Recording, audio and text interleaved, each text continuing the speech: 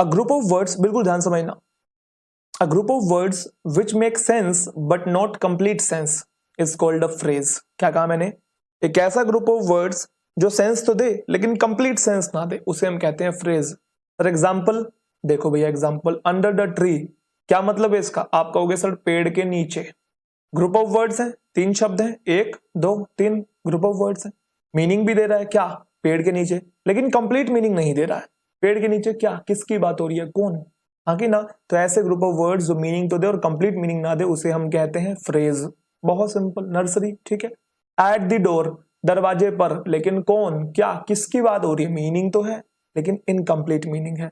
Really fast, बहुत तेज, कौन? आदमी, जानवर, कुत्ता, पंखा, क्या, कौन? नहीं पता हमें।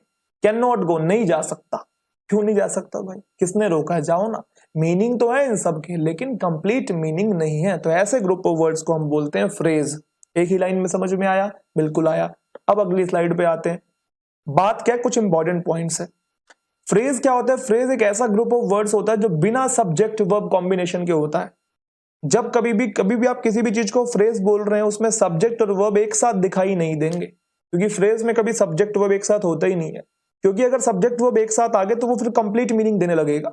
जबकि फ्रेज होता क्या? एक ऐसा ग्रुप ऑफ वर्ड्स जो जो इनकम्प्लीट मीनिंग देता है, इसलिए इसमें सब्जेक्ट वर्ब कॉम्बिनेशन नहीं होता। आप देख लो, सब्जेक्ट और वर्ब एक साथ दिखाई नहीं देगा। है यहाँ पे, है यहाँ पे, है यहाँ पे, देखो यहाँ वर्ब तो है लेकिन सब्जेक्ट नहीं है। अगर आ गया सब्जेक्ट वर्ब एक साथ तो फिर वो फ्रेज नहीं है, फिर वो कुछ हो रहा है। वो क्या है वो आगे पता चलेगा। बोलो हाँ, समझ में आया? चलो आओ फिर एक पॉइंट और जानते हैं। A phrase can not be a complete sentence because it does not give complete meaning. अच्छा, एक फ्रेज को आप एक कंप्लीट सेंटेंस नहीं बोल सकते, जो हमने देखा अभी under the tree. Complete sentence क्योंकि ये कंप्लीट मीनिंग भी नहीं दे रहा है, क्योंकि ग्रुप ऑफ वर्ड्स जो कंप्लीट मीनिंग दे उसे हम सेंटेंस कहते थे, आज ही बताया। अब फ्रेज का फिर काम ही क्या है, किस लिए यूज होता है फ्रेज? सिंपल सी बात है, the purpose of a phrase is to complement the overall structure of the sentence. इसका कोई काम नहीं है, बस ये सेंटेंस के साथ जुड़ के उसकी ओवरऑल शोभा बढ़ाता है।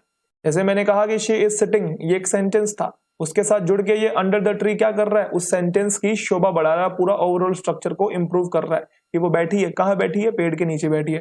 जैसे मैंने कहा the sun rises in the east, the sun rises in the east, क्या है इसके अंदर फ्रेज? In the east. क्या क्या काम करता है? किसी भी सेंटेंस के साथ जुड़ के उसकी ओवरऑल स्ट्रक्चर की शोभा बढ़ाता है, कॉम्प्लीमेंट करता है। समझ में आई? इन द ईस्ट है ना, ईस्ट में मीनिंग तो है लेकिन इनकम्प्लीट मीनिंग है। समझ में आ रहा होगा? पक्की बात, 100%। चलो बच्चे, अब हम बात करते हैं क्लोज की। फ्रेज में आपने उतना ही जानना है, लेकिन क्लोज में आपने कुछ 2-3 बातें और एक्स्ट्रा जाननी है। चलो फिर जानते हैं। सर क्लोज और फ्रेज में क्या डिफरेंस है? बहुत छोटा सा डिफरेंस है। क्लोज एक ऐसा ग्रुप ऑफ वर्ड्स होता है जो कंप्लीट मीनिंग देता है और जिसके अंदर सब्जेक्ट वर्ब कॉम्बिनेशन भी होता है।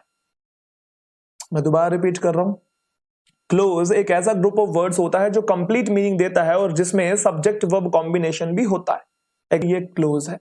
I am feeling well today, I am feeling well today, एक सब्जेक्ट आया, वर्ब आई, क्या है बच्चे? ये क्या है? क्लोज है। अब आप बोलोगे सर ये सेंटेंस भी तो है। हाँ, नीचे लिखा भी हुआ है, क्या लिखा हुआ है? A simple sentence can also be called one clause. एक सिंपल सेंटेंस को आप एक क्लोज भी बोल सकते हो। एक सिंपल से, ये जो ये लिखा हुआ है शी इज हंग्री, ये एक सेंटेंस भी तो है लेकिन ये क्लोज भी है। क्लोज किसको बोलते हैं? सब्जेक्ट और वर्ब के कॉम्बिनेशन को हम बोलते हैं क्लोज। लेकिन यहाँ पे आपको एक राज की बात और जाननी है, अभी आपको कंफ्यूजन हो रही होगी, अभी मैं आपकी कंफ्यूजन दूर करता हूं, अगली ही स्लाइड से आपको समझ में आ जाएगा। एक सेंटेंस में एक से ज्यादा क्लोज भी हो सकते हैं, एक सेंटेंस में एक क्लोज भी हो सकता है। जैसे पीछे मैंने दिखाया आपको, ये कोई पूछे क्या है, आपने बोलना सर एक ये सेंटेंस है ना, फुल स्टॉप लगा हुआ है। क्या ये क्लोज भी है? हाँ जी, एक क्लोज भी है। कैसे बचाना? क्योंकि एक सब्जेक्ट और एक वर्ब के कॉम्बिनेशन को हम क्लोज बोलते हैं, लेकिन एक सेंटेंस में एक से ज्यादा क्लोज भी हो सकते हैं। वो कैसे पहचानेंगे? जितने सब्जेक्ट वर्ब कॉम्बिनेशन सेंटेंस में उतने ही क्लोज है।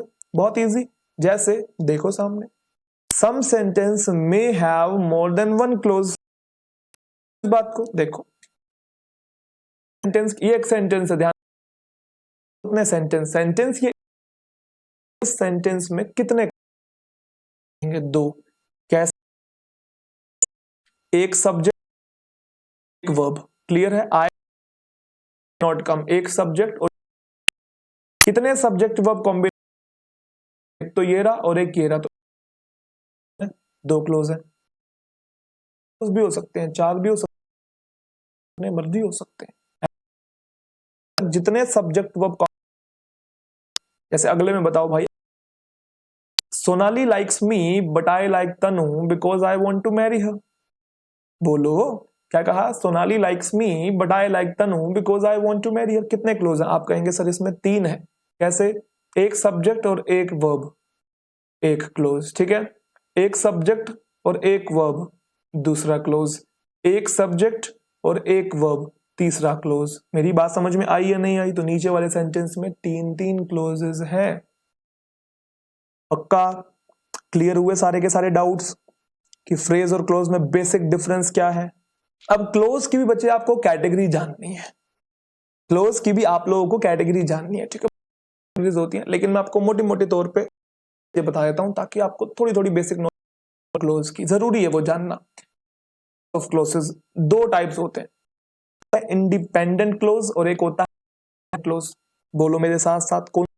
इंडिपेंडेंट क्लोज और है डिपेंडेंट क्लोज। यहां तक बात में आप बोलेंगे जी सर, नाम से ही डिपेंडेंट क्या होता है, डिपेंडेंट क्या होता है, लेकिन थोड़ा सा आगे चल के इंडिपेंडेंट ऐसे क्लोज होते हैं, किसको बोलते हैं? देखो, clause is the same as complete sentence stand alone. Clause एक कंप्लीट सेंटेंस, जैसे इसको देखो, इधर देखो सामने आपको मैं, चलो 2-3 बातें यहां पे और क्लियर करता हूं। सबसे पहला सवाल, ही एट डिनर, क्या ये एक सेंटेंस है? आपने कहा जी सर सेंटेंस है, ग्रुप ऑफ वर्ड्स है, साथ साथ आया और मीनिंग दे रहा है, कंप्लीट मीनिंग सेंटेंस है। क्या ये एक क्लोज भी है? आपने कहा जी सर ये क्लोज भी है क्योंकि इसके अंदर एक सब्जेक्ट है और एक वर्ब है। अब क्लोज में पूछूं तो ये कौन सा क्लोज है? आप कहेंगे सर ये इंडिपेंडेंट क्लोज है, ये अकेला भी आ सकता है। ही एट डिनर हम अकेले यूज कर सकते हैं।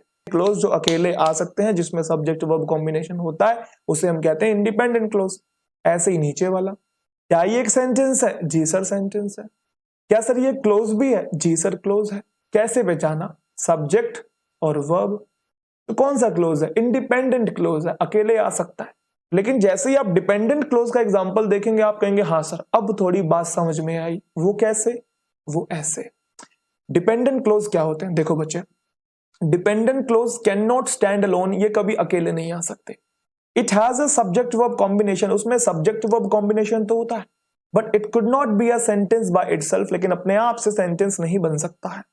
It needs an independent clause to complete the sentence, उसको एक इंडिपेंडेंट क्लोज चाहिए होता है सेंटेंस को कंप्लीट करने के लिए। एग्जांपल के तौर पे ये देखो, मैंने कहा व्हेन राहुल गोट होम, क्या ये एक सेंटेंस है? आप कहोगे नहीं सर।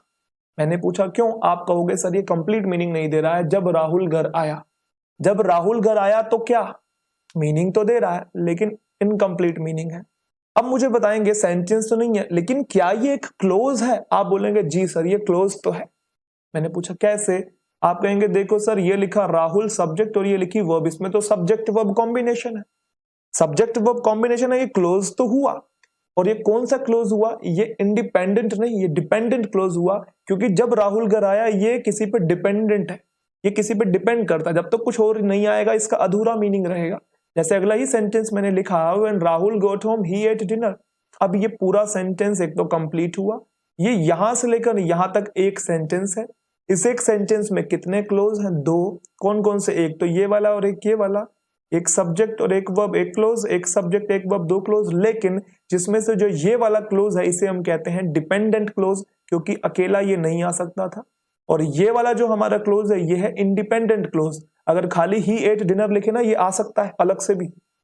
आगे मेरी भाषा में, तो डिपेंडेंट क्लोज कभी कंप्लीट सेंटेंस नहीं बन सकते हैं, कंप्लीट मीनिंग नहीं देते हैं। सब्जेक्ट वर्ब कॉम्बिनेशन तो होता है, लेकिन अकेले कभी नहीं आ सकते हैं। अगर आएंगे तो इंडिपेंडेंट के साथ ही आएंगे, तभी पूरा मीनिंग देंगे। एक छोटी सी चीज और ध्यान रखना, जितने भी डिपेंडेंट क्लोज होते हैं इंग्लिश लैंग्वेज में, वो शुरू होते हैं मोस्ट ऑफ द टाइम, ठीक है, when, while, if, unless, although, as soon as long as, because, since, इनके बाद कोई भी सब्जेक्ट वर्ब कॉम्बिनेशन होगा वो डिपेंडेंट क्लोज की कैटेगरी में आएगा। वो कैसे? वो ऐसे। देखो भैया, while से मैंने शुरू किया, while he was playing, जब वो खेल रहा था, जब वो खेल रहा था, तो क्या फिर भाई? देखो क्लोज तो है, सब्जेक्ट और वर्ब लिखा हुआ है, लेकिन इंडिपेंडेंट नहीं है, डिपेंडेंट है। और देखो while से शुरू हो रहा है, while यहां पे लिखा हुआ है। समझ में आई बातें या नहीं आई? इफ यू कम हियर, अगर तुम यहाँ आते हो, आप बोलेंगे सर ये डिपेंडेंट है, इंडिपेंडेंट नहीं है। अगर तुम ये आते हो तो क्या मतलब पूरा होने के लिए एक और क्लोज आपको चाहिए।